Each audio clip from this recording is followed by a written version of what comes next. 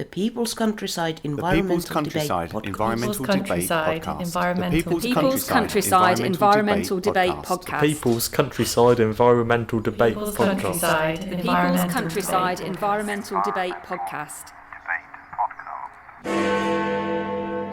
Badgers are undermining my house, but I can't relocate them.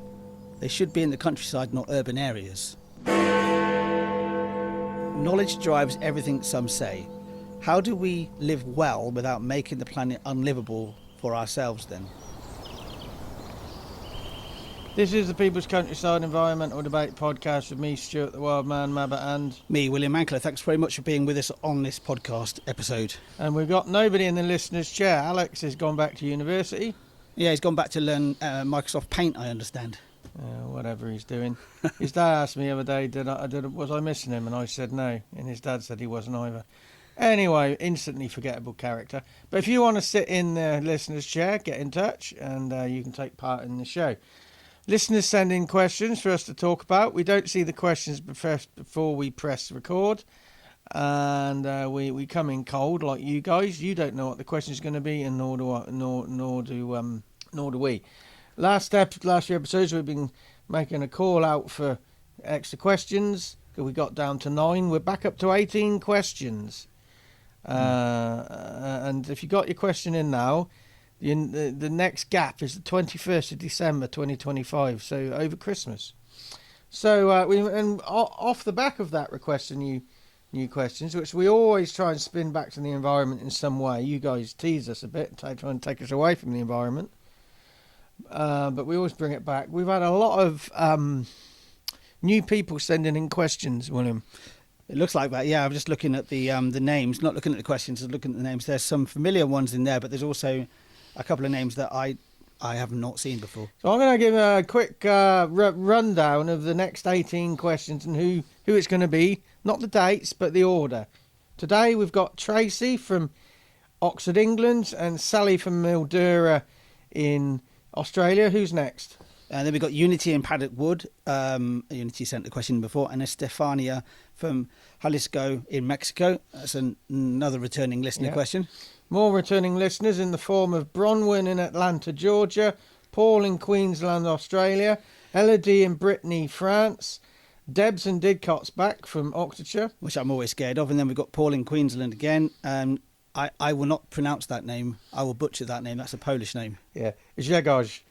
From Apollo in Poland, Elodie in Brittany, France, Paul in Queensland, Australia, busy Paul, Richard in Bydgoszcz, Poland, Zbigniew in Chorzów, Poland. Carry on, William.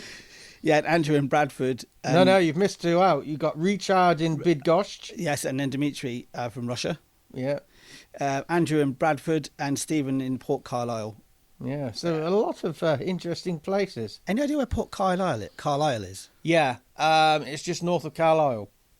Yes. And it was a port that only lasted a short while. They wanted to compete with Liverpool, but I can't remember, the only lasted a few years. And then another port opened, and I can't think of the name. And that superseded it. So you've got a really interesting history of a tiny place that could have been huge. I'm looking at it on the map, and it's just south of the Scottish border. So Annan and Gretna are actually, it's closer to Annan and Gretna in Scotland than it is to Carlisle itself. Yeah. I asked that question because just because it's called Port Carlisle does not mean it's near Carlisle. No. But there was I don't think it's there anymore. There used to be a canal there, a railway line there, because it was trying to turn it into a big port. Anyway, we're getting distracted. The first question today is from Tracey in Oxford, England. We're recording in Oxford. We could be neighbours, Tracey. They could literally be next to each other or across the other side of the city. But Oxford's such a small place anyway. It's better to cycle, don't drive. I just thought I'd put that in there. Anyway, so Tracey's question then is as follows. Badgers are undermining my house, but I can't relocate them. They should be in the countryside, not urban areas. I would say, Tracey, that badgers don't see countryside or urban areas. They just see opportunities to Habitats. They see habitats that work for them, opportunities for food, opportunities for shelter. You know that area of Oxford between Garsington Road and Barnes Road, like Phipps Road and Napier Road and Boswell Road. There's a colony of badgers right in there, and that's like very urban. But it's just a perfect habitat. It reminds me of a conversation we had. I'm trying to remember their name. It was one of our guests right at the start of the podcast, an American lady. She was linked with a university. Anyway, we talked. Oliveira's? It was somebody who came off the back of Imar, so she knew Imar. Oh yeah. And I don't remember her name right off the top of my head. But anyway, we talked about the whole idea of an urban animal. What is an urban animal at that time? And one of the conclusions we came to was there really is no such thing as an urban animal. Animals are just animals. You say we call foxes urban foxes because you see a fox in town. Yeah. It's just a fox. It's not. It doesn't see it as a fox from a fox's point of view. It's going where the food is, basically. It's going where the opportunities are. So we're going to dispute, Tracey, that badgers shouldn't be in the countryside. They're in the habitats they're meant to be in. But I do have sympathy with you because I had a job up Cumnor Road a number of years ago. It was all over the news. And this guy owned a garden. He had this massive badger set. And it actually went, they drilled, the badgers went right under Cumnor Hill and the whole road was collapsing. The Highways Agency got involved and said, well, we need to save the road. So they caught the badgers and relocated them up the road. And then they put a load of netting down so they couldn't recolonise. Now, that was to save the highway. What you're talking about here, not Elodie, I'm thinking about somebody else. Tracey, you're saying your house is being undermined by the badgers, but you can't relocate them. Yeah, I have sympathy with you there, because it's sort of like, if the highways can save the road, why can't a private individual save their house? Now, it could be that you should be given permission just to remove them from under your house. I would argue the justification removing them from your garden, but surely you have the right to protect the foundations of your home. So you relocate them from under your house. You prevent them going under there, and so yeah, I do have sympathy. I'm not going to say one rule for one for another, but there are these balancing and nuances in this. Yeah, I'm also thinking about, how did it actually end up undermining the house in the first place, and how good were the foundations? How well were the foundations built in the first place? Though I can imagine badgers' sets are very large, aren't they? Yeah. Things, and it will just end up with a honeycomb, and then that's why you end up with undermining and maybe potential collapse. Yeah. Am I right in that? Pretty much, I'd say so, yeah. Right, okay, yeah. Because they have the main sets and they have outlying sets, and they're often linked. Sometimes they're not. Yeah. But they're bloody big caverns. Right, yeah. I'm not aware of how big these things are, to be honest with you. I've never actually even looked into how big a badger set could be. They've got very big hard claws and paws, so they can actually dig through really hard ground, whereas foxes, they tend to find them on sand, soft ground. Yeah, we've got a gardening customer, Stuart, there's got a shed, and it's quite clearly got a fox underneath it. You can see how they've dug out under it because it's soft stuff, isn't it? Yeah. Whereas, badgers are, and they're carnivores, of course, badgers as well, aren't they? So they need the claws to be getting what they want to eat. Yeah. So an environmental action, I would probably say is we need consistency in conservation. We always say man is part of nature, and nature is part of man, humans, or whatever you want to say. Yeah. Yeah, I can really sympathise with you, Tracey, but I think we just need balance in the way we approach it. I mean, things should be in this area, things should be in the countryside. Yeah, well then you need to change the habitat. We need to change the habitat to make it less appealing.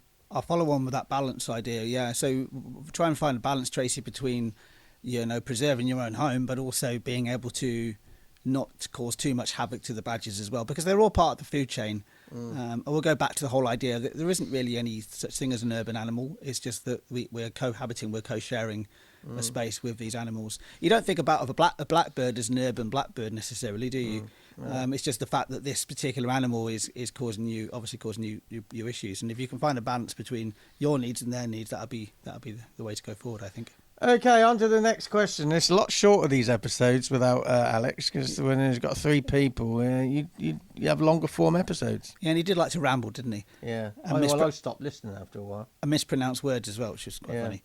Sally in Mildura in Australia was the next question. And Sally's question, thank you very much for your question, by the way, Sally. Knowledge drives everything, some say. How do we live well without making the planet unlivable for ourselves then? Well, I've not seen this question, nor have you, but the first thing that jumps out is knowledge drives everything. Doesn't. Because knowledge requires cognizance, awareness. If humans weren't here, the universe would be getting on doing what it's doing. It's doing that without any conscious knowledge, as far as we know. So there are other hidden drivers as well. Knowledge doesn't drive everything. My first takeaway from this is the whole idea of making the planet unlivable for ourselves. In effect, what we're doing is we're actually doing, in some ways, we're doing the opposite. We're making the planet more livable for ourselves and eradicating other species along the way, especially those that threaten us, whatever that might be. Does living well, though, equal making, without making... Is that doing the right thing for the planet? Living well, it doesn't. Because surely living well has driven us to where we are now. Yeah, living well is, you can interpret that in many different ways. But what I'm trying to say is that we are actually changing the planet for ourselves anyway. Yeah. We're not making it unlivable for ourselves. We're just we are this dominant species which is pretty much taken over every part of the world, every corner of the world. And we're just using the resources, and that seems to be the natural order of things, you could say. But we're a parasite. When you look at other parasites, a lot of them actually end their own existence because they just burn everything out unless they can adapt. Unless they're a parasite, they can jump to another resource. I think it's very Aren't we easy. destined just to destroy our own existence? I think it's very easy to sort of say that humans are a parasite because of how we deem what a parasite is. We aren't. We're just a very adaptable mammal. We've adapted to many different changes in our time with the species. Are we doomed to kill ourselves off? Well, there's always an opportunity. We've had chances already, haven't we? With pandemics, with wars, etc. And we're always trying to kill each other, aren't we? But I could see us being, considering that the population at one point went down to around about less than 2,000 humans or human ancestors. We'd still be there. We're still adapting. Even if we went down to like 2,000 or 3,000 people again, we'd probably come back again in some guys. And you have to remember that we're always evolving. We're always evolving. In 1,000 years, we'll be a slightly different variety of the species we are now. So, having spent a bit of time chewing on this, I would say, how do we live well without making the planet unlivable? I don't necessarily think living well means we're doing the right thing, and living badly. It could actually be doing the right thing. I wouldn't be as black and white as that. But let's not think about it as black and white, because live well can mean anything. Yeah. Live well can mean, actually having a comfortable life for yourself. Live well can also just be being ecologically more environmentally conscious of your actions. That's also another way of interpreting living well. So I think we often try and think about black and white. It's either this or that. I often say that everything is grey. Everything is there are so many variables in the world. So and the other bit, going back to knowledge drives everything. This reminds me of the assumption that going to university is the be all and end all. Well, if you haven't been to university and you haven't been educated, what qualification do you have to say your opinion. There are different types of knowledge. There's different type. We need different types of people with different skill sets. And to be honest with you, I'm hearing an awful lot, especially in America. I'm hearing an awful lot of. I know a number of people who've been to Oxford University and they're doing advanced courses in America, Harvard and places. And they've said to me personally that they keep their politics quiet because the people who are marking their work mark them down if they're considered too extreme.